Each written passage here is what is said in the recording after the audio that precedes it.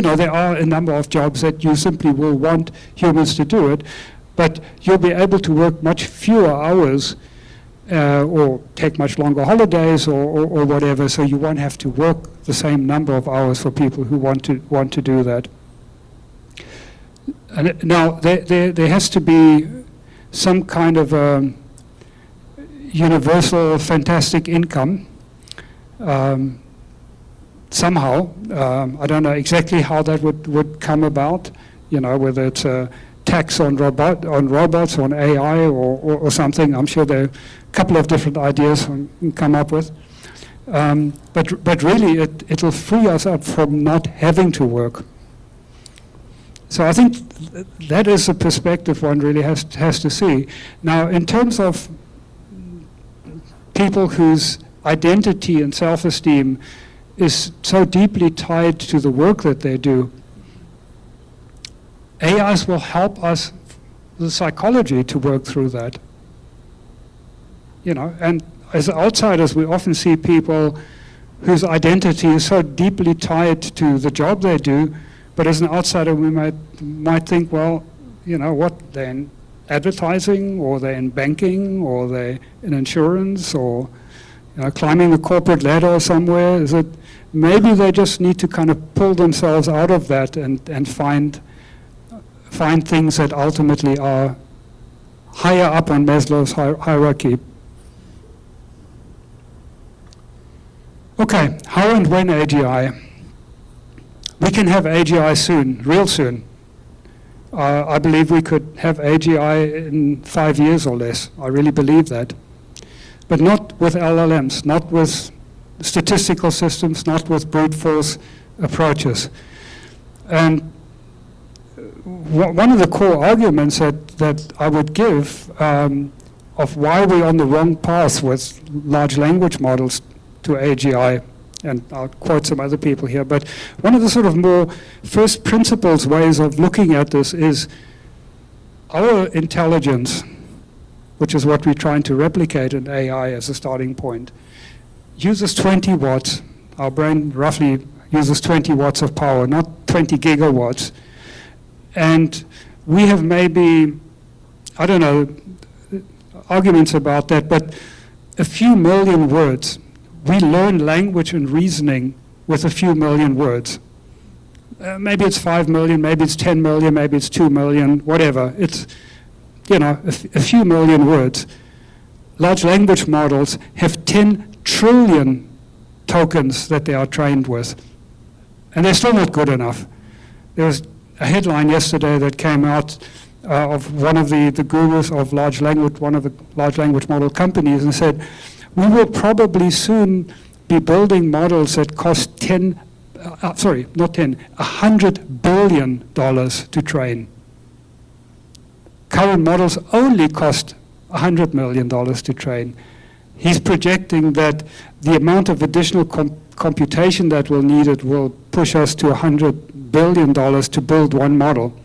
Well, even if he's wrong, just talking about 10 trillion tokens or 20 trillion tokens and $100 million, $200 million worth of compute to get the knowledge to be able to learn language, have language capability is just absurd when you compare it to what humans need. As I say, 20 watts and maybe 10 million words, and a child learns language and reasoning from that.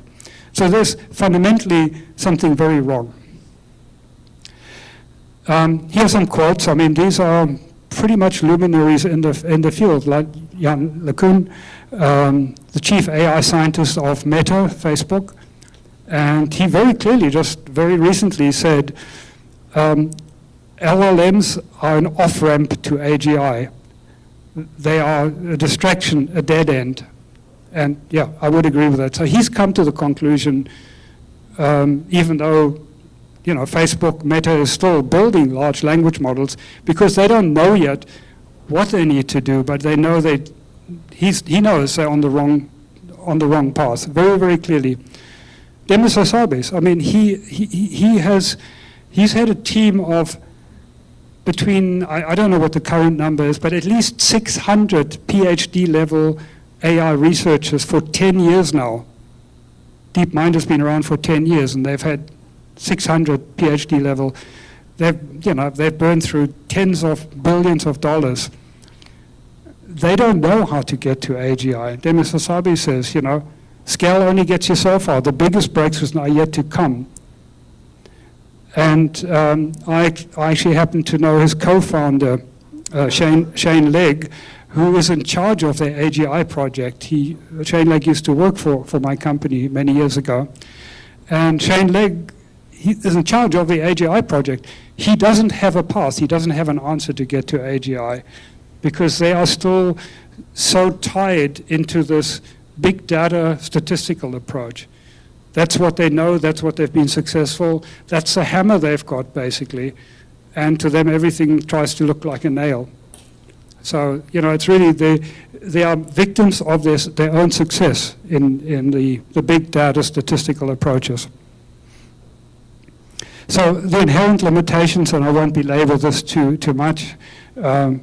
Also, people get into arguments, and I've written quite a lot about these points to elaborate on them. And some people say, oh, but we're overcoming hallucinations, and so on and so on.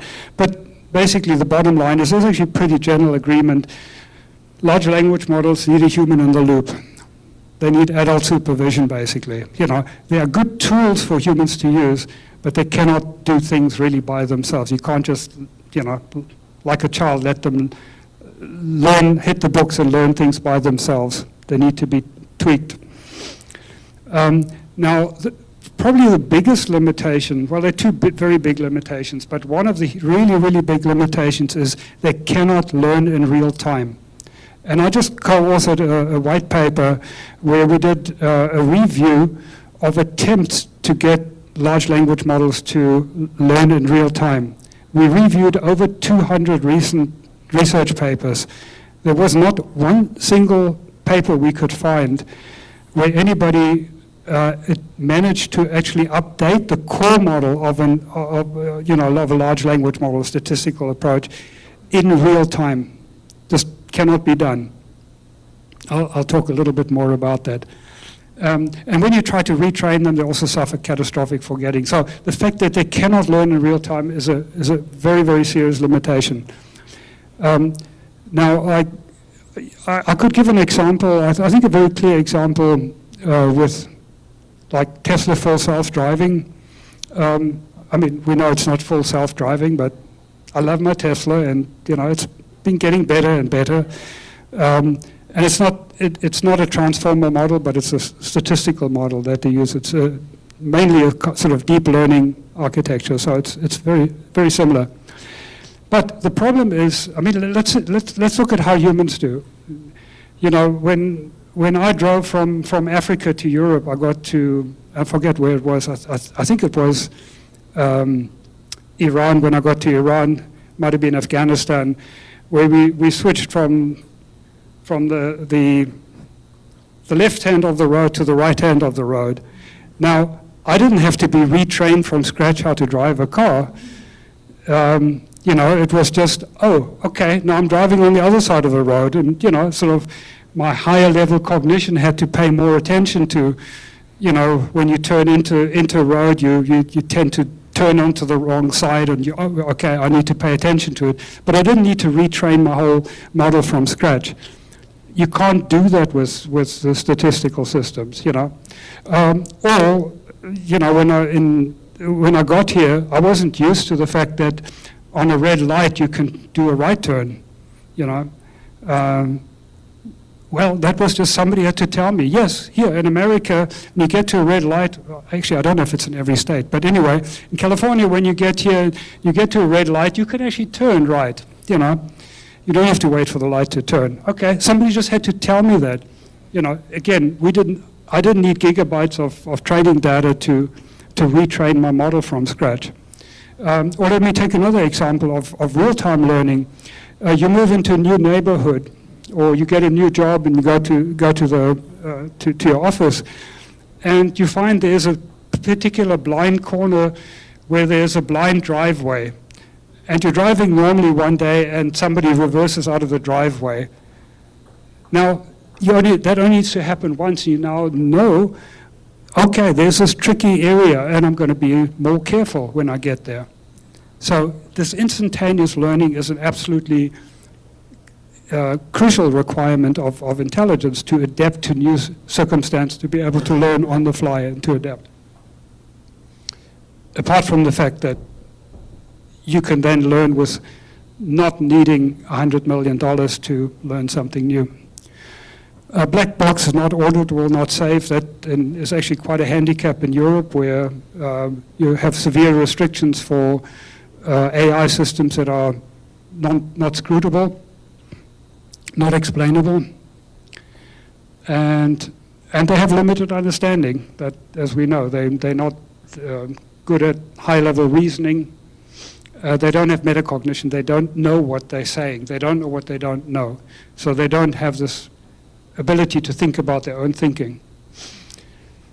And yeah, they're extremely expensive and hitting the wall that basically there isn't enough training data in the world. There isn't enough training data for many specialized narrow applications or specific applications that you need. So imagine not needing $7 trillion, as Sam Altman claims he needs to get to AGI. I already mentioned humans only need a few million words and 20 watts of power. So imagine a powerful AI that costs a tiny fraction, can learn incrementally in real time, doesn't hallucinate, and is auditable. So how is that possible? Small data learning algorithms instead of backpropagation, instead of brute force backpropagation. A knowledge graph representation that is scrutable, at least in principle. You know, it can become that complex for certain things that it becomes difficult, or you need some very specialized tools, but in principle it's scrutable. A cognitive architecture, which basically says that, actually I'll talk about the next slide, cognitive architecture, and it's an adaptive tool user, so it doesn't try to know everything about everything, which it can't anyway, because there's new knowledge coming out. But it's a good tool, a tool user, so it knows where to find stuff, what tools to use to accomplish things. That's one of the big strengths of humans, that we are good tool users. So it basically just needs to know what is the right tool to use. If I want to write, you know, a fancy poem in the style of Bob Marley or something, well, maybe I'll use an LLM for that, you know. If I want to play a mean game of chess, maybe I'll use a chess computer rather than try to learn that myself, to have that skill myself. So cognitive architecture is also another way of describing them, as what DARPA calls the third wave of AI. I won't spend too much time on this, but it's kind of a useful model I've found. With DARPA a few years came out with this 3 waves of AI. First wave is what's now called good old-fashioned AI. So that's all of the sort of logic-based systems and so on, 70s, 80s, 90s, expert systems, those kind of approaches, including Deep Blue, IBM's world chess champion. That would be all wave 1. And wave 2, of course, is a tsunami that hit us 12 years ago or so, when people figured out how they could use massive amounts of data and massive amounts of computing power to do really, really useful things, where, you know, speech recognition became a lot better, language translation, image recognition, and now with generative AI, you know, generating videos and of course, text understanding and so on. So that's the second wave. But the third wave is really about having adaptive conceptual AI or cognitive AI. So cognitive AI starts with a very different premise. It doesn't start with, hey, we've got a lot of data, we've got a lot of computing power, what can we do with it? Yeah, I'll make a lot of money and do a lot of useful stuff. No, it starts with the question of, what is important in human intelligence? To really start with understanding intelligence and, you know, what makes it special. And it is the ability to adapt in real time, to think and reason conceptually, so that we can generalize, we can have essentially what's called transfer learning. So we can learn certain skills, we can have certain knowledge that we can understand abstractly, and then apply in new circumstances, completely different circumstances. So we can reuse it because we've learned, we've understood things in an abstract and a generalized way. And we can do that autonomously because we have metacognition. We can think about our own thinking. We can adjust our thinking process. In fact, one of the things that I discovered when I spent the better part of a year working on a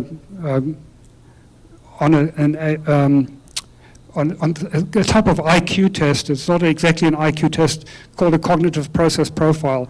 It's basically measuring the cognitive ability of people on 100 different dimensions.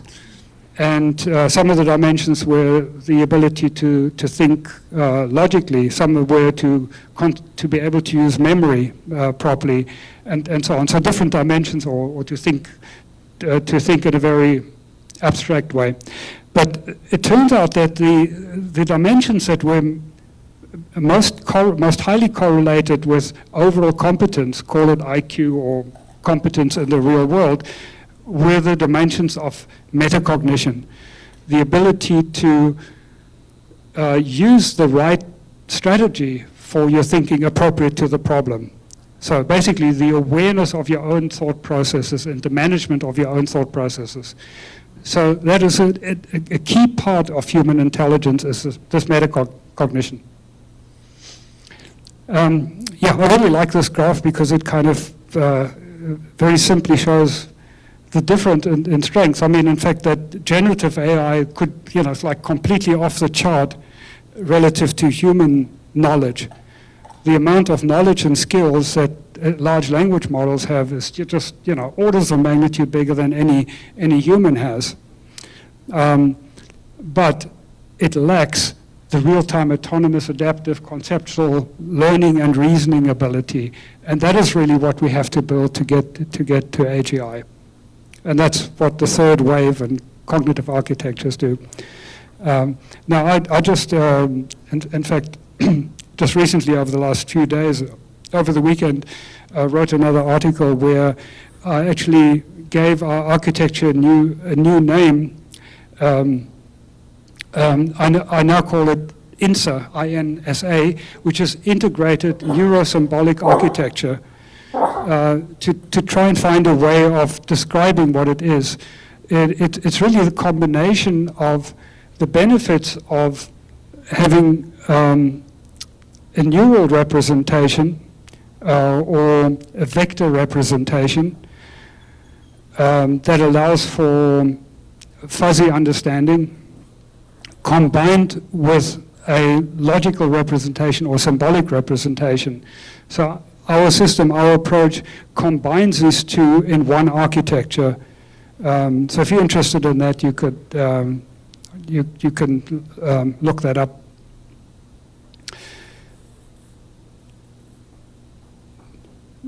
So this is another way of just contrasting the traditional way of doing AI, first and second wave, versus what the third wave is. So the focus is on having knowledge and skills in the traditional AI way. With the third wave, it's about the ability to acquire new knowledge that is much more important than having knowledge. Because once you can acquire knowledge, then you can get more knowledge. And basically, the traditional way is having a fixed or rule-based statistical abilities, essentially pre-trained. You have it pre-trained, so it's fixed. It's read-only at that point, versus having ongoing real-time cumulative learning. Yeah, and it's just jumping to the last one there. Externally initiated improvements, as we know. The reason so many people are working on large language models now is because they very much need a human in the loop. They need a human to set up the training set, to tweak the parameters, to integrate it, to do prompt engineering and so on. So for them to do the magic that they do, require a human in the loop very much. Whereas with the AGI approach, it's an autonomous system. That's the idea, that it can learn like a child, like a human, by itself, and increasingly so as it gets more knowledge. Because I'll be sharing the slides if somebody wants to look at it, this is just a summary of some of the, stark differences really between the approaches. They really are like chalk and cheese. So who's working on cognitive AI? If cognitive AI is so magical, shouldn't everybody be working on it? Well, it's kind of an accident of history that big data approaches, statistical systems, have been so incredibly successful over the last decade that all the money is flowing in there. If you want to do a PhD, you want to get a sponsor for a PhD, well, it has to be in machine learning or generative AI. Nobody's even going to sponsor you if you want to do cognitive AI. What's cognitive AI? Nobody's heard of that. So you want to earn the big bucks. It's, again, statistical systems. You want to get funding for a company, it's statistical systems. So because they have been so successful, that's where the momentum is. That's the bandwagon everybody's jumped on. And, they have been spectacular. I mean, ChatGPT, nobody expected it to be able to do what it can do when it came out. So there's a small project within Intel that seems to be focused on cognitive AI. There's a company, Elemental Cognition, which the founder is the same guy who actually did the original Watson project, the Jeopardy Watson project. And then our own company, on Valentine's Day, we replaced 3,000 agents with our core technology, or the commercial version, I should say, of our core technology, very successfully. So clearly we are working on that, but it's like almost nobody is working on cognitive AI, not yet. So why don't we have AGI yet? Well, I've already spoken about it. Very, very few people are actually working directly on AGI. Now, and I say, and I think you need to kind of stop and think about this. You might say that, well, surely OpenAI are working on AGI and DeepMind are working on AGI. But is that actually a fair statement to say they're working on AGI if they don't actually have a plan to get to AGI? Like DeepMind, they clearly don't know how to do it, or so if you don't have a plan to get to AGI, you're not really working on AGI. You're working on something else, working on raising more money or making more money, or you're in a research phase trying to figure it out. So the tremendous success of AI sucks all of the oxygen out of air. And there is really the big problem that we have. 20 years ago, cognitive science was a much bigger, there was much more interest in cognitive science 20 years ago than there is now. There were several cognitive science departments that combined philosophy, cognitive psychology, and AI, where you studied these fields together. And I think that's really very important to start with understanding from a philosophical point of view, to understand things like free will and consciousness and concept formation in epistemology, and to understand it from a psychological point of view, cognitive psychology point of view, how children learn. I think those are important elements if you want to build AGI. But that has pretty much disappeared now, again, because of the success of statistical systems. So ChatGPT has definitely given us a taste of AGI. It's like, it seems so close, we can almost smell it. But on the other hand, we know how far away it is because it's just the wrong path. It doesn't matter, if you're pointing in the wrong direction, it doesn't matter how much money you throw at or how fast you go in the wrong direction. You're not going to get to where you want to go. If it's north, you want to go north, and you're pointing in the wrong direction. And kind of that's where we are. So, if we want human flourishing, if we want radical abundance for the world, for ourselves and for the world, we need action. We need more people to talk about wanting AGI and maybe having serious talk about what it'll take to get there.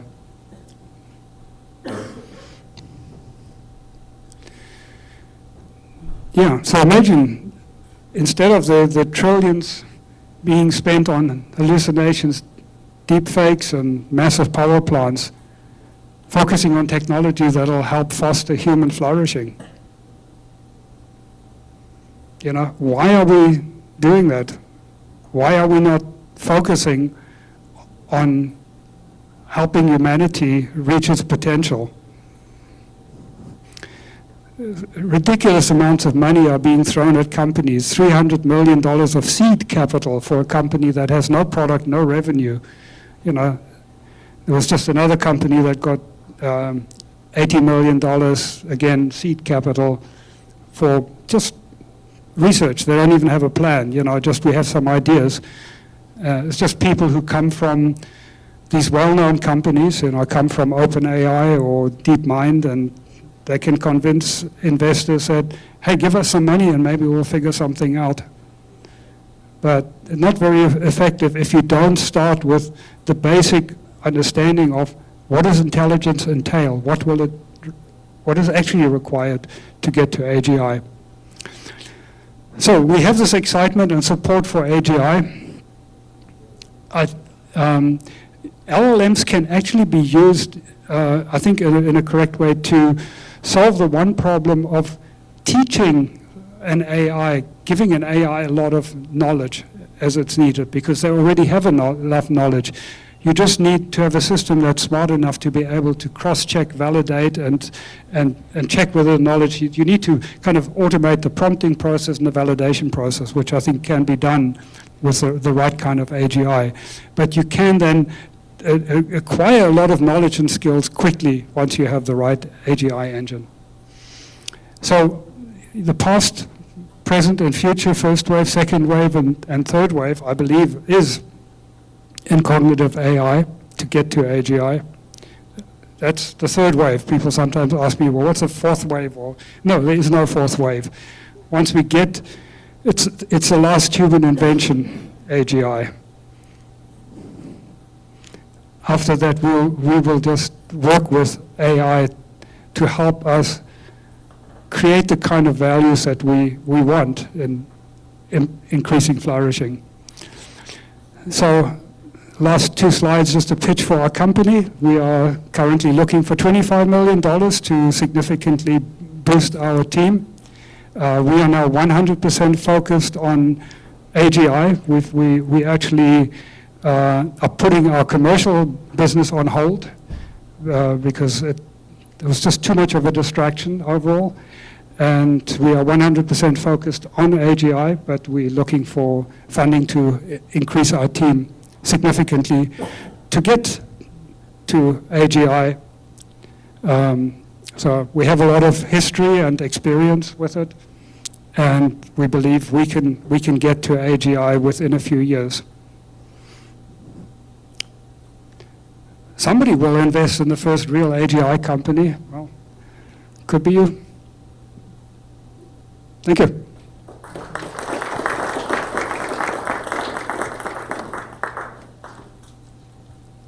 I'm sure we'll have a lot of pushback, questions, comments, ideas. Like, oh, you have one. All right. What if instead of building AGI, we will create something like called CSAI, which is a bunch of LLM talking to each other, and it will be like controlled schizophrenia AI. Yeah. So. Any approach, I guess I must say I'm a little disappointed after giving my talk that I would still get proposals to say we should get a bunch of LLMs doing stuff together to solve the problem. It doesn't matter how many LLMs you wire together or throw together, if they cannot learn in real time, if they cannot acquire new knowledge in real time, they're not going to be human-level intelligence. They're not going to be able to help us solve problems. If they continue suffering from the massive costs and the training material that they need, they're not going to help us. If they don't have metacognition, they're not going to get us to where we want to be. Yes? I think that statement makes assumptions about the human theory of mind that we just don't currently know. Like, for instance, does the human mind have combined inference and memory, or is inference separate from memory? And do you have a single mind? Are you actually a concoction of many minds that converge, and then you only see the outside representation? Yeah, okay, good question. So the question here is the human mind really integrated, if I got it correctly, or is there kind of a separate inference engine and a separate memory, or many, sort of society of mind or something? Yes, I think we understand that pretty well, that it has to be an integrated system. And I mean, it's a longer technical discussion. You know, I don't think I can fully answer it here, but it's obviously something we've thought about a lot. And also other cognitive architectures that have come before. There was 20, 30 years ago, there was a fair amount of work on cognitive architectures. And one of the reasons they haven't worked is because they weren't integrated. Just to try and give you a taste of my sort of answer to that is, or my arguments for that, is when you're trying to parse a sentence, we're trying to make sense of a sentence, you need to immediately have access. The parsing process can't be separate from your short-term memory, it can't be separate from your long-term memory, it can't be separate from your reasoning. Because to make sense of a sentence, you need to take into account what is the overall context that you have, which is like your short-term memory. You know, what are we talking about? Are we talking about business? Are we talking about private? Or even theory of mind? What is the other person thinking? What is the other person expecting? What does the other person know? And you need to be able to reason about that, even to be able to parse a sentence properly. So you really cannot separate these things. Your reasoning engine needs to have access to your short-term and long-term memory immediately to be able to reason. Because you don't know what you need to feed into the reasoning engine beforehand. The reasoning engine needs to be able to have access as it goes through the reasoning process to pursue different hypotheses. But these hypotheses in turn are dependent on the knowledge that you have. So, I guess my question response would be why would it not have access? Sorry, what is that? But why would didn't get exactly what you said about your reasoning process has to have access, instant access to memory. I don't quite understand why it wouldn't. You can imagine the human brain is eventually a consistent system with very low latencies between all the different constituent parts. The memory may be different from inference, but it's so low latency that the outside observer, it seems that it's one single fact. Yeah, well, I don't think there's well, okay, a couple of different ways this discussion can go. First of all, we're not trying to reverse engineer the brain. So I think how the brain works is less relevant. I mean, we've had flying machines now for 100 years, but we still nowhere near reverse engineering a bird. So, how the brain works is only of passing interest. It's really how the mind works, how the mental processes work. So when you say they have, as long as there's very little latency, yes, fine, fair enough. But you can't get very little latency, for example, between a RAG and a large language model. I mean, there's always very significant latency, if you need to do thousands of queries or whatever, and that's not going to go away. So that's why you need this integrated architecture. And it needs to be highly integrated. But really, the large language models inherently have such severe limitations that if a large language model is part of your solution, you just can't get to AGI. I mean, the inability to learn in real time is an absolute killer. And apart from the fact that the massive amounts, again, just going back to, we use 20 watts and maybe 10 million words or something like it to acquire language. And that's that's the kind of system that you need. Not scaling up systems to go from 10 trillion tokens to 100 trillion or to, 1,000 trillion or whatever. Yes?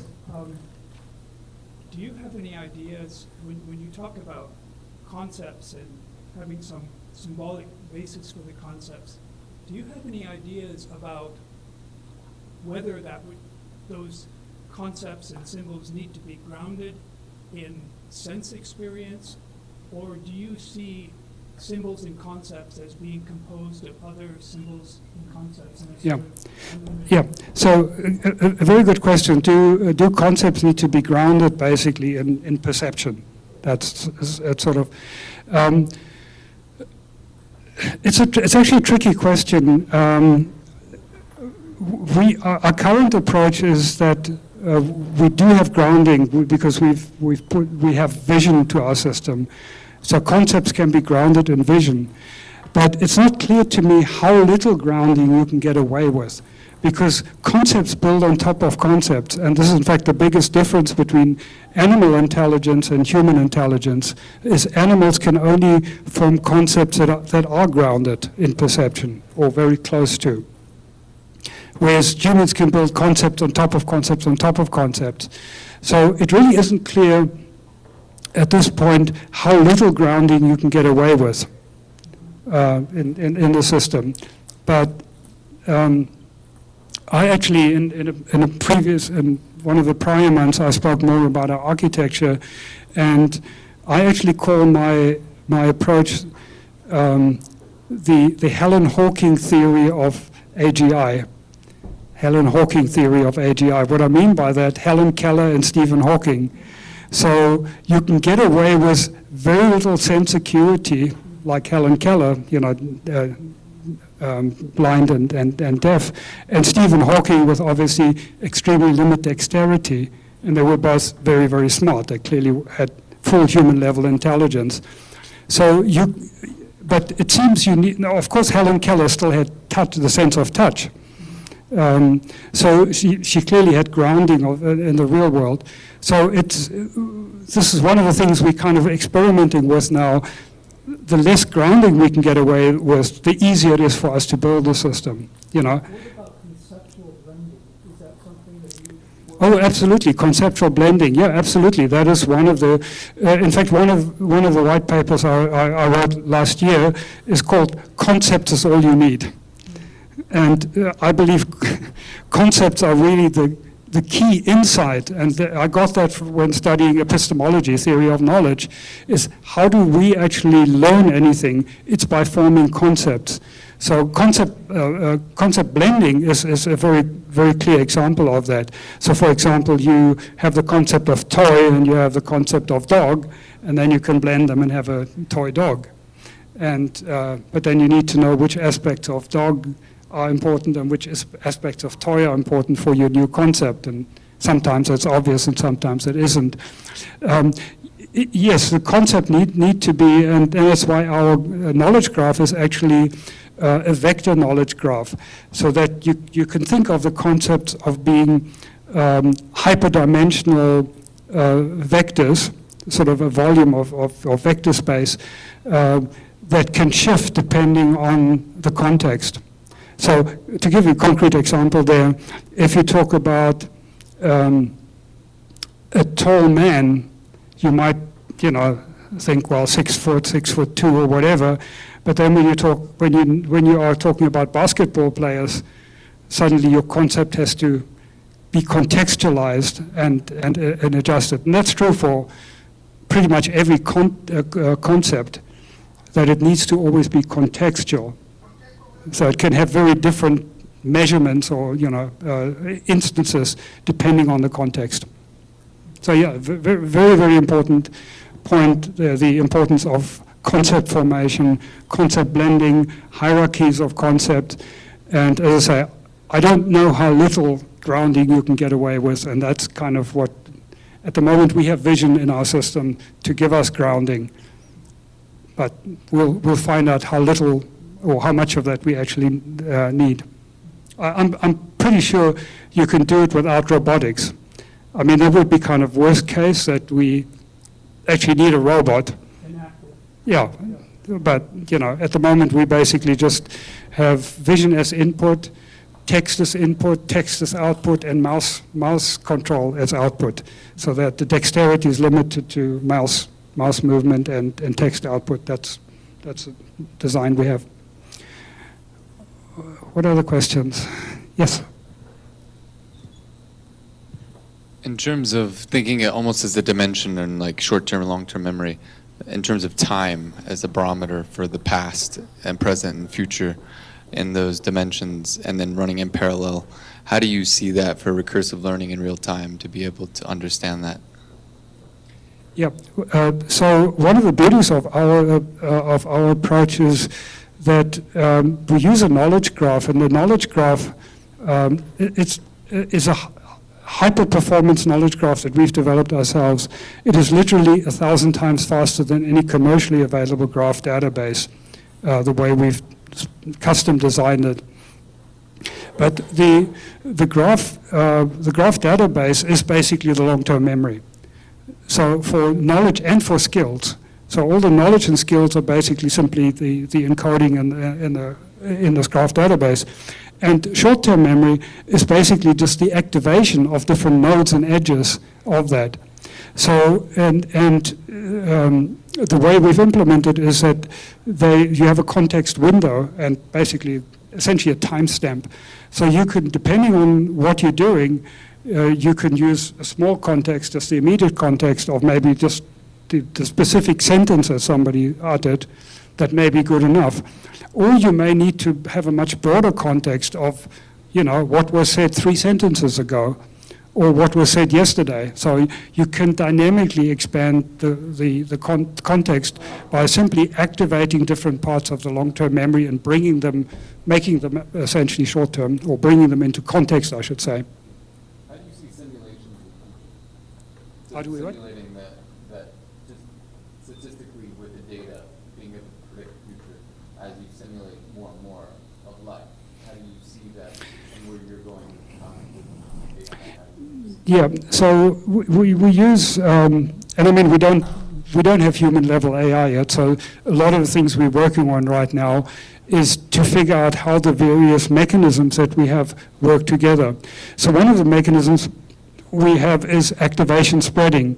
So the input you get, so for example, somebody might talk about Fluffy. So, Fluffy gets activated in your memory, but you also have a link to dog. So a dog gets activated because there may be other dog or dog attributes that are involved. So you have this activation spreading that from the concepts that are currently in play, what are the things that are associated with that? Now, in addition to that, you also may have other contexts. So like I mentioned, for example, the bigger context might be you're talking about work, or you're talking about family. So there might be a Fluffy that that's one of your colleagues, but there might also be somebody in your family who has a dog called Fluffy. So you can also have the connection basically between the higher level context and the specifics that you're talking about. So you can have activation spreading, and you can also kind of joining of different activation areas in your knowledge graph. And then the higher level mechanisms are basically the kind of metacognitive mechanisms that say, does the current thought process, the current activation, actually make sense? That's kind of when the higher level reasoning and monitoring comes in. All right. Yes? Quick question about is there any task at which your system is better than LLMs? Or how do you know you're right with AGI? Okay, is there anything that our system can do better than LLM? And how do I know when we've arrived at AGI? So in one of my white papers, we do actually have a test that I ran where we taught our system about 400 different random facts that it couldn't have known before, just like a personal assistant, that's something about you specifically that wouldn't be out on the internet or something. So we taught it these facts, and then we asked it about 400 or 500 questions about that. But some of the questions needed to combine different pieces of information that we had. And with our system originally we got 100% because it was a regression test that we did. And a year ago I ran this on ChatGPT, and ChatGPT completely failed on this test. It has less than 1% correct because its context window was too small. You couldn't feed it 400 pieces of information. Now we also fed it into Claude. This is, I think just a year ago maybe, or not, maybe a little less than a year ago. We also fed it into Claude, which had a context window big enough so it could take all 400 statements, and it got 36% right.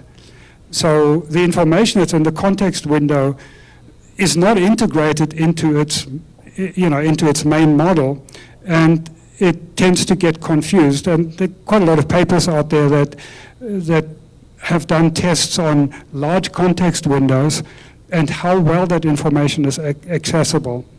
And some of the findings are it tends to be more accurate in stuff that's early on in the context window, or at the beginning and at the end. In the middle it tends to be more confused. So that's one thing I believe our current system would be better at. But large language models, there's just such a lot of money going into that. People are finding ways to tweak that. So really, how will we know? Well, if we can teach a system to learn natural language with a few million words, and we can teach a system, from scratch, a blank slate system that doesn't inherently have language capability, doesn't inherently have reasoning capability. If we can teach it with a few $1,000s worth of compute and a few million words to have natural language understanding, to be able to answer questions and so on, and to do reasoning, to learn maths, simple maths or something, I mean, we absolutely know that we're on the right track. No large language model can do that. Yes?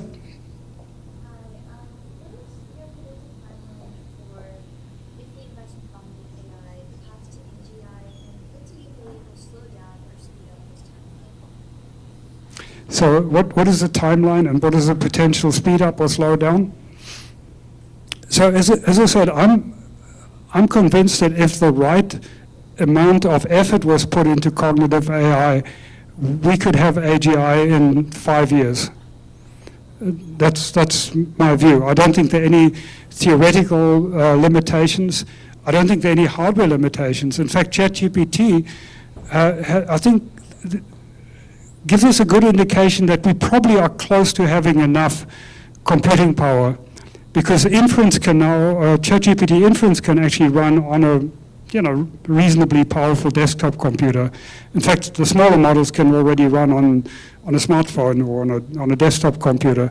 So from a hardware point of view, we probably have enough computing power. Certainly, I would think that within 5 years that shouldn't be a problem. Now, what can accelerate and what can slow down?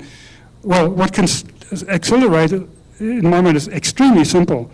Is more people working on the third wave.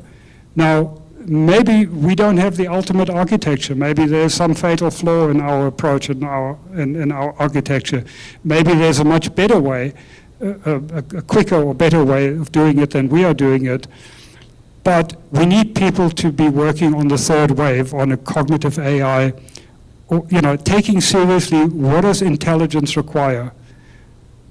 Now, as soon as money starts flowing into that, as soon as people start working on that, we can make rapid progress. So the quicker we have people working on it, the more people we have working on it, the quicker we'll get it. And there is actually an important point here that I alluded to earlier, and that is kind of the lack of cognitive science. that we don't have a lot of cognitive scientists around, and it takes a very special person to be able to work on the sort of third wave approach, because it takes somebody who's comfortable thinking about intelligence from a psychology point of view, from an epistemology point of view, and at the same time can think about it from a computer science point of view. And I've employed a number of brilliant engineers in my companies that were really, really good at computer science, but you start talking to them about concept formation or, free will or, any of those things, and it's like blank out, And similarly, you get a lot of cognitive psychologists that, they can't think about at all on how you could implement it. So you really do need this intersection, I believe, of people who are comfortable in thinking about how the mind works, how intelligence works, and can at the same time think about how to implement it, how to implement it in computer code. So as I say, the more people we have, the more money that goes into it, the quicker we're going to get to AGI. Now, what could slow it down? Of course, legislation potentially could, but it's actually much less likely to slow it down, because the legislation is sort of myopic about GPUs, how many GPUs are, how big are your data systems. So they're kind of probably not going to target cognitive AI approaches. But generally people could freak out about, having AGI and replacing jobs. I mean, once you start having that, but it's just going to go underground or overseas. I mean, you can't put the genie in the bottle. The AGI, AI development, you can't put the genie back in the bottle, short of a complete breakdown of society, which is a concern. In fact, I'd like to just say something about that. When people ask me, am I not worried about the risk of AI? Well, I gave a whole talk about this, which is recorded if you're interested. So no, I'm not particularly worried about the risk of AI for particular technical reasons of why I think the arguments of AI risks are actually wrong. But I turn that around and say, maybe it's more likely that we need AGI to save us from ourselves. If you look at a lot of the negative things happening in the world, happening in society, especially in politics, I think we need more intelligence. We need better intelligence, we need better solutions for society as well. So I think there's a strong argument to be made for accelerating the development of AGI. Yes? So let's say you actually do achieve the cognitive AGI in however long it takes. What then? Is it something you release into the wild, you kind of give it access to the internet, or what's the next steps that you go from that? So what happens after AGI? So, I mean, it'll be a big change. However, it's also going to take a lot of time, thought, and effort to actually integrate AGI into society. There's going to be a lot of resistance from a lot of people for various reasons. So on the one hand, you have, lawyers probably will probably fight back and say, no, well, you have to have a law degree, and we don't accept AIs getting law degrees, So there'll be a lot of protectionism in different areas, and just, conservative attitudes and unions or whatever. There'll be a lot of kind of the wrong reasons, short-term interest that will slow it down, or just inertia that has to be overcome, even when AGI is available. So helping to actually introduce AGI in the right way, I think will take quite a number of years.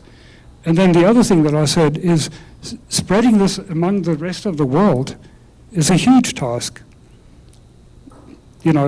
Basically just bringing that abundance and that mindset to the rest of the world, I think will be a huge task. Now, how that will transform us in the long run, AGI, and I don't know. You know, let's get to the flourishing stage, and then AI will help us also figure things out. You know, do we want to travel to the stars, or what do we want to do? Yes? Peter, I wanted to circle back around to something you mentioned right at the beginning of your talk, that you had been doing research in foundations of morality and looking at different schools of thought about morality. And I wonder if you've looked at natural selection and evolutionary psychology-based theories of the evolution of morality and religion, thinking of the work of John Haidt or David Buss over here at UT Austin. Yeah, I don't know those particulars. So did I look at evolutionary morality or? Yes, I think there's actually, to me, there seems to be a fundamental misunderstanding between descriptive and prescriptive morality or ethics. And I actually, quite a few years ago, I had a debate with Michael Shermer, actually kind of an email debate with him, because he wrote a big article about morality based on evolutionary ethics, basically. And I pointed out to him that he's talking about descriptive. He's describing what is happening. But morality, really, what we're interested in is prescriptive, is saying what ought it be. Not how did we evolve to do what things, you know, that we are altruistic or we selfish or we evolved in a certain way. And of course, that's a debate of whether we have free will or what free will means. Is it even meaningful to have a prescriptive ethics? But ethics inherently has always been, I think the main interpretation of ethics has always been, what should we be doing? What did nature evolve us to? How did nature evolve us in the way we're behaving? We don't want to describe that. We want to say is, using our free will, using our ability to think and come up with things, how can we overcome, maybe our drive to rape and pillage? I mean, put it crudely, If you say evolutionary ethics designed us to reproduce and to survive, that's sort of an animal existence. But ethics really should be prescriptive. How ideally should we behave? And that is not evolutionary. But a lot of people are confused about the two, and it's a pity because you're having two different discussions.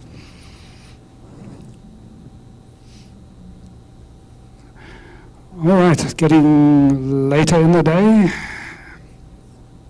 What's the time? 4:07. Oh, not too bad. All right, I don't know, we could just kind of casually talk, unless somebody has a question they want to share.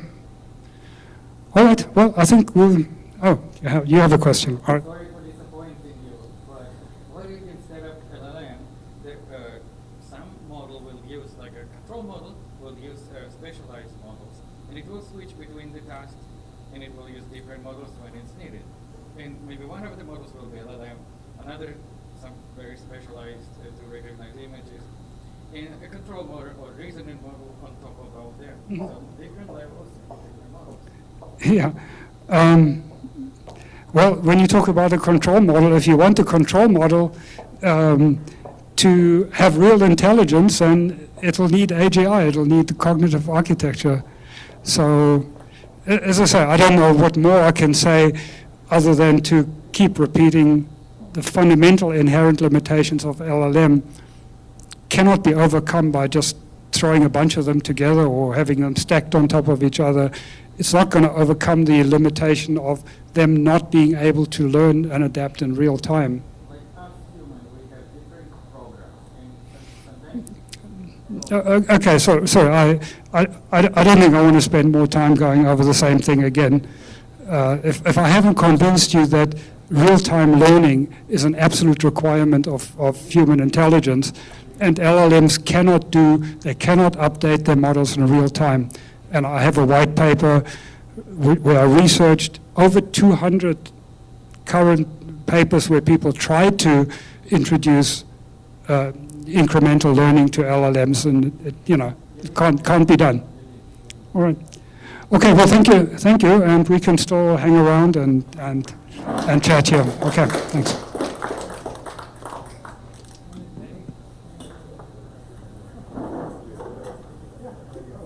Now, parking passes, they might want to parking passes.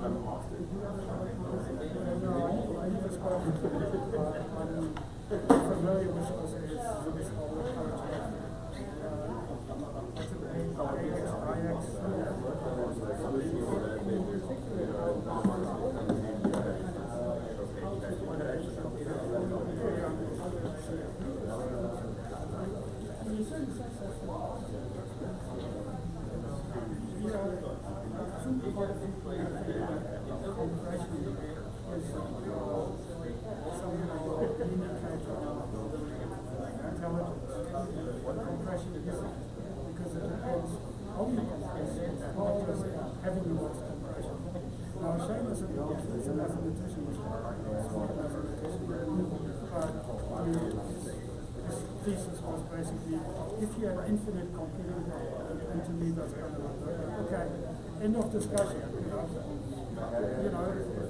if we had, theories or, we could do a lot of things. If we had omniscience, we could do a lot of things.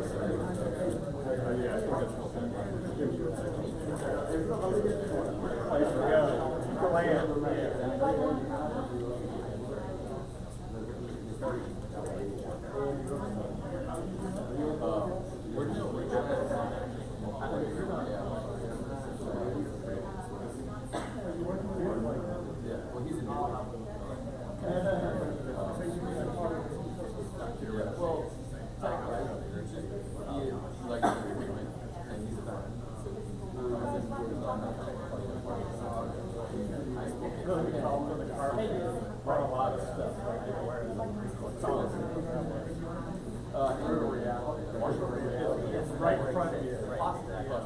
You're either right or you're wrong. No, they would take your Right.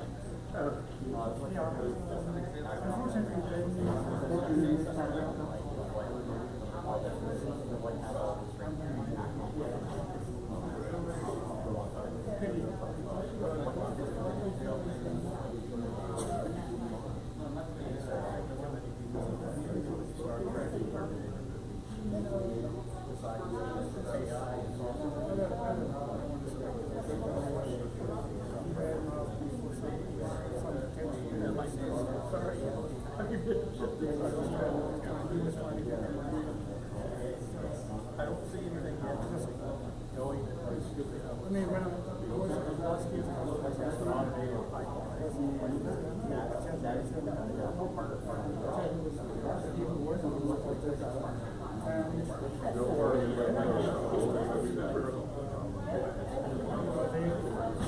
their project is basically scaling up the engine, and there's some of the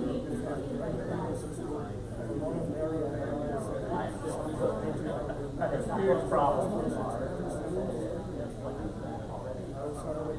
just because You know what I'm saying?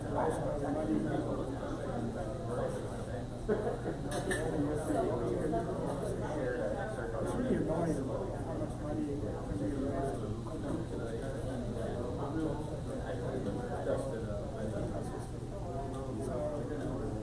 But, I very much don't like let's just have a rational discussion. What is the what is necessary, what is not necessary? I'm sure there's some things we could do. For example, is real-time learning necessary? Because some of the very things is not. Then it would completely change the life. I don't think it's and if real-time learning is essential, then any system that can't do real-time learning, forget about it. That's why I think our AI incredibly fast. And person learning and then the CEO system being given AI and have that parallel running in parallel and then pulling in the database. So every AI is wonderful. And then towards the well, that's our AI model. That's our current model. Well, it's still theoretical. Everything's still theoretical. Yeah, that's what right. But there's also a huge difference. Very, very few people work on AGI. There's one thing that people are interested in. Is what you actually do. Well, actually, I'm working on something to get money. And if they're working on something to make money, they're not working on AGI. 100%. I think we're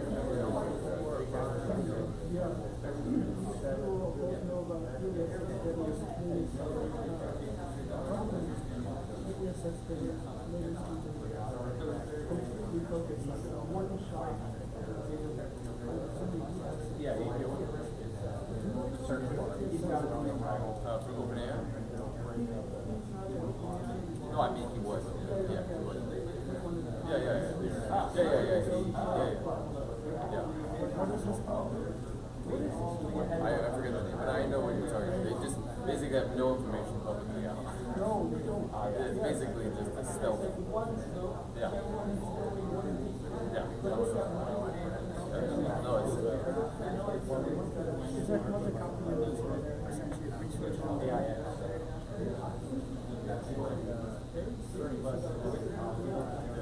No, I think a lot of people DeepMind was very serious about but as I said, they had 3 to 6 years PhD level people would have 10 years. Basically You reprogram now from the perspective, I would never go to a black hat. Yeah, no. Like a way of carrying which bags it allows you to put in the flow back.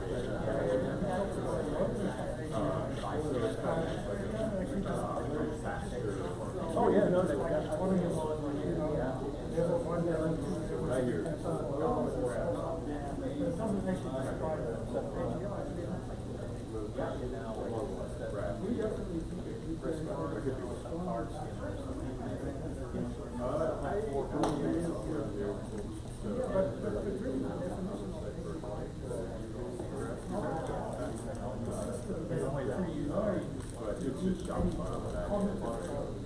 On the flip side, there's part of it that also supports the way you track that. I mean, you could,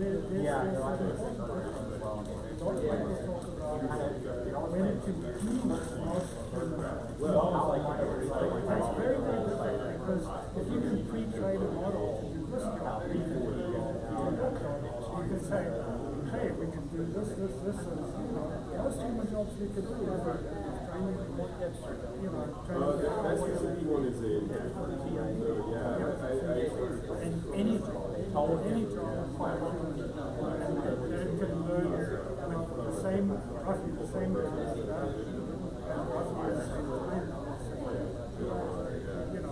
so that is huge. They also work technology.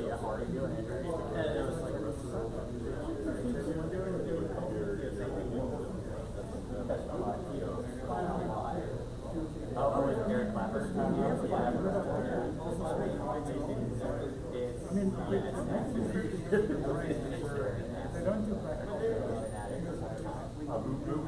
Moving the industry. What's that?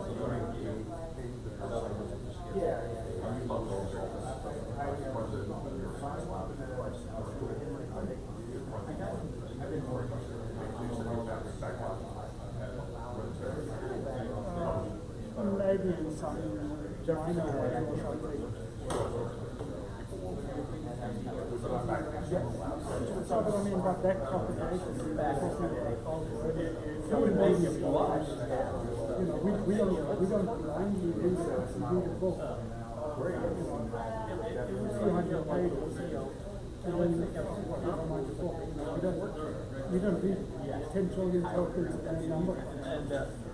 You think we'll sit through another long sentence. I think someone's not I mean, that propagation, you talk about no, I don't think so. Oh, okay.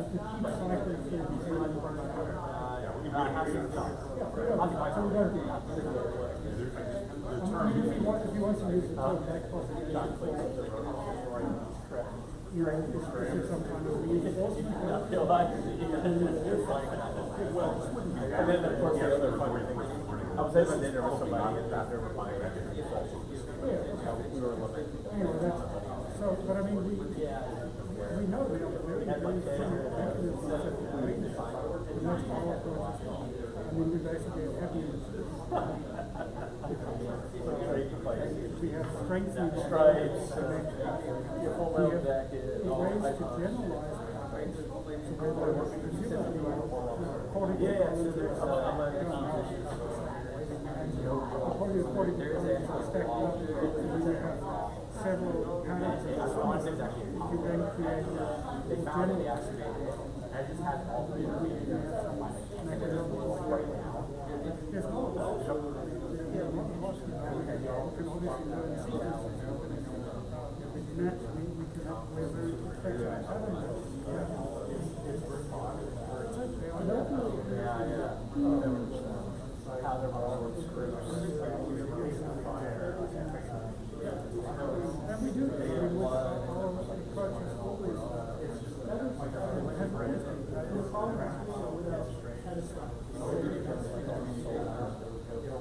well, that's right now.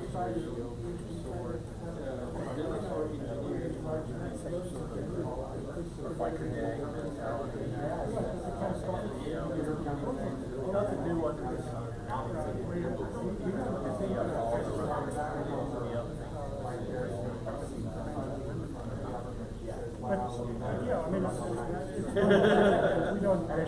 we don't know what problems. Yeah, I get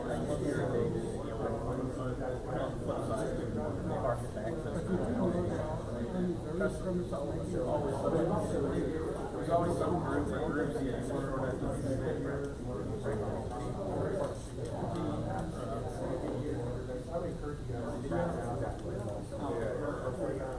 but it's also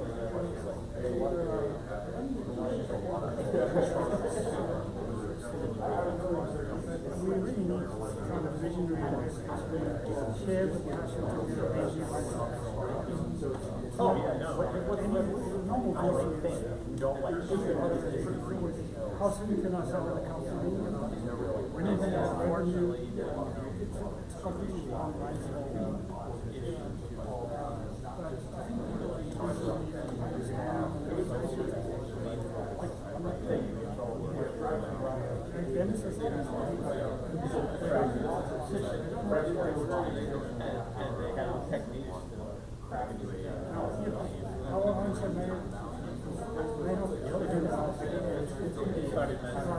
It seems like a lot better having a plan than not even I'll just leave it at that.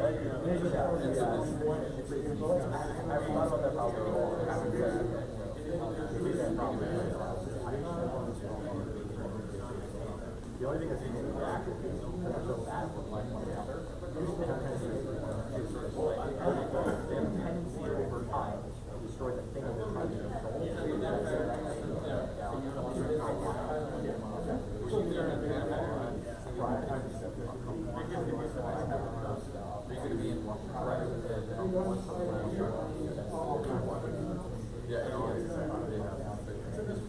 Or, the other thing is, I love the Godfather, I like the one better, because he kind of gets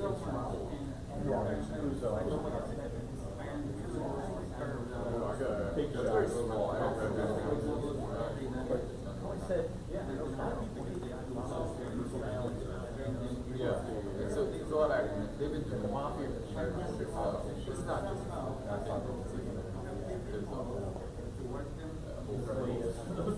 I can tell you more. I mean, if you look at like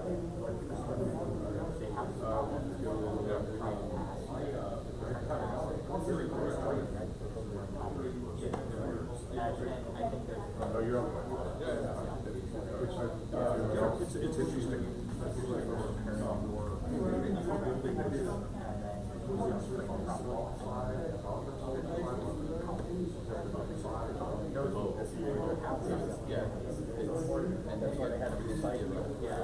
They also say, you know, people are too slow.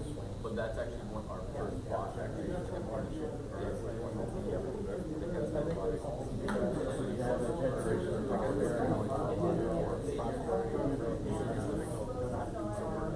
basically the art of that robot and help them understand the concept of self-check and everything. So you're simulating the future, you have to do that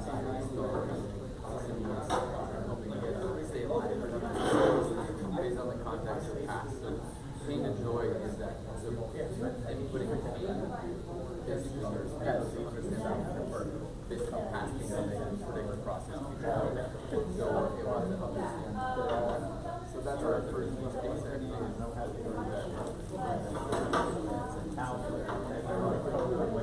Subject. Yeah, they're already doing it. I mean, well, China is already, I think for us, we're not focused on robots, I think it's just everyone has a drone. So I'm not really worried. I think that's more just the PR for us. It's like how we really get on we can get on it's like I PR. Yes, it's a big.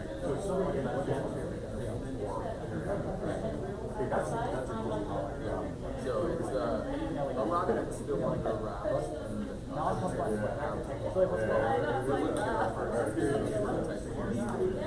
Why don't do that? But I would not unless I go up.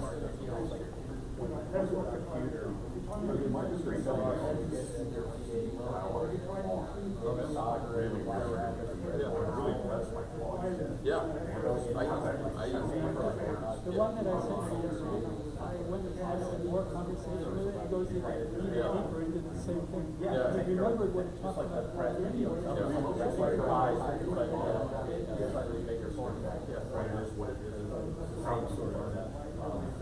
remember the express the nuance. That's what all these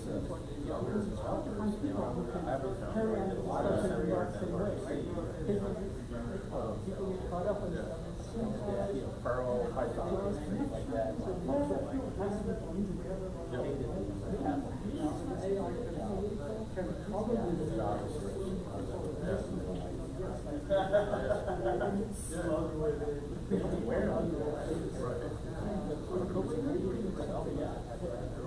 Oh yeah, very, very, very different. But even right now, until we have the new AI models, we have we're using basically equivalent water to the best. Like we have basically three in parallel. So past we're pulling all in parallel. And the bigger chips that you're AI can do that because they're senior on their phone, really decentralized, and they're probably going to day. So then everything is even their health records actually stored in the safe wallet. Yeah. So, but this is our focus is on weighted AGI. We actually have something that I think could potentially. But right now we're just using existing AI models in parallel running the but as we later this year start groundbreaking our new AI model, that will be able to signal. So it's basically, I call it 8 dimensions. So it's a model, 8 dimensions, and then that recursive learning is the second the dimension. Why don't we have that?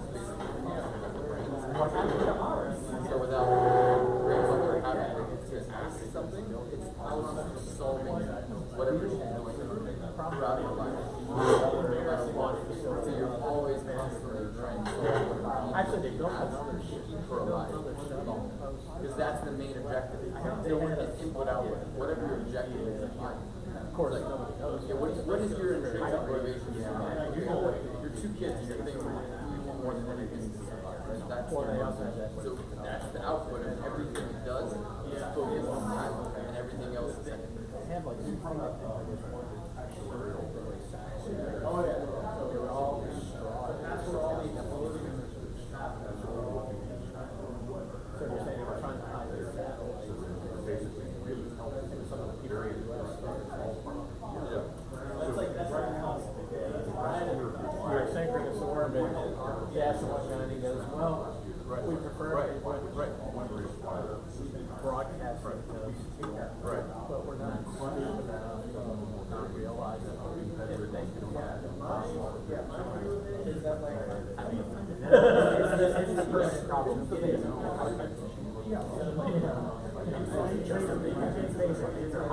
they're hotter, they're slow, or they're flashy. Same thing I heard this discussion from airport, start airport, stuff that kind of low radar, but yeah, they were not looking, but like, hypothetically speaking, you could just, rate area, find it, you probably, I think it's I love that. Yeah, probably exactly.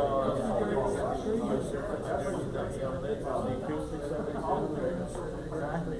It's just some sort of volume, special probably.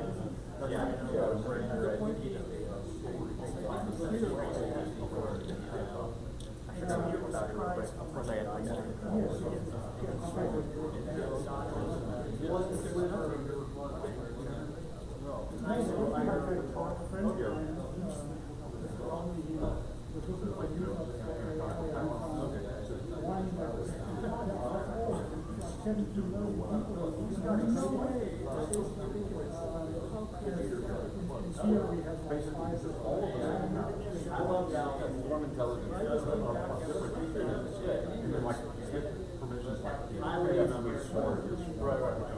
Some of them are looking out for you. Yeah. So it just sounds like your technology is the kind of exactly same.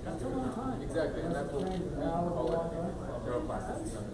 Think of it like a mesh network, and that's what so we have the individual, the collective, and the AI all working together. So think like AI, So AA for every vertical. So when you take that collective program,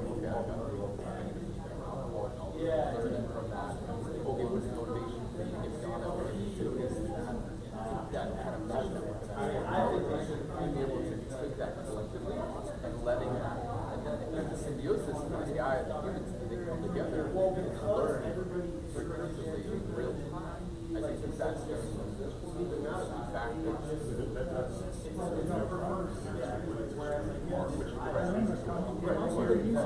So the thing about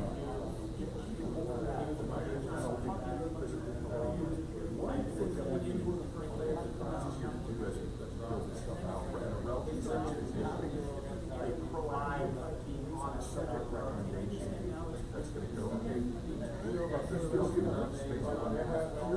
Next to what you know about it. I knew you better. I could say, here's maybe mind-blowing things. No, right. You know, it wouldn't be Japanese clubhouse. Yes. That might be so. Yeah. So, but what if the agent is able to go, okay, you don't know about the one. Yeah. 2 years ago, don't know. It's insane. The fact that when you John Mark Norman, other people that might be the same way. the novelty, the stimulus that keeps you like, oh, I didn't know. Right, and that's actually the stimulus, the novelty is actually about the person themselves. So when I get to know you, I don't know, within 30 seconds, oh, you also have silver. Oh, you're you also went to had XYZ. So the person themselves, the novelty, they go deeper, and then that network is able to spread. So the individual themselves, you're intrigued because your intrinsic motivation. Because now you connect on a deeper level, and you try to connect with the intrinsic motivation. Both. And once the AI understands and taps into that intrinsic motivation, they know how to articulate it.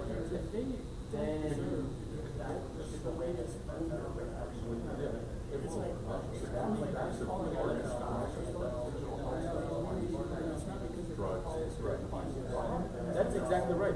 So eventually, that's why we want to put it basically like in earpiece, even without basically being invasive to the cranium. So Neuralink is actually invasive. There's a lot now, even with esports, you actually have the neuroreceptors. It's like that's why I say neuroplasticity in the mix.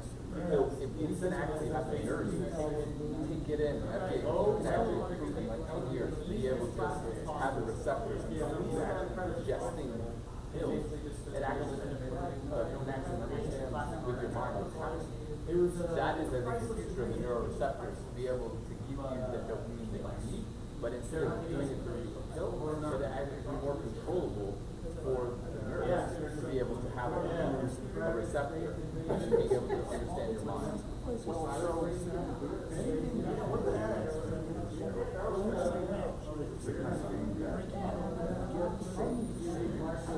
Quite certain downstream of that stuff. So, so again, from an actuary standpoint, so the goal for a lot of us would be, especially those organizations, you want more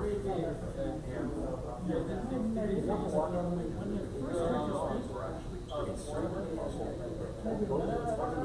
Both of the types of cells. With muscle, you've got there's a goal muscle building to the point where you lose muscle. Also, you got to go out of comfort zone. Right. Same thing. Right. Neurocognition. People who are using right outside of their comfort zone a little bit. So like, go and some new people. It's easier when you're 20 years apart. It's harder when you're 75. But you can do it anyway.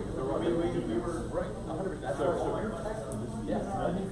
Exactly. Like, eat this food. Yes. So I think you might enjoy this blueberry smoothie. We have to motivate them.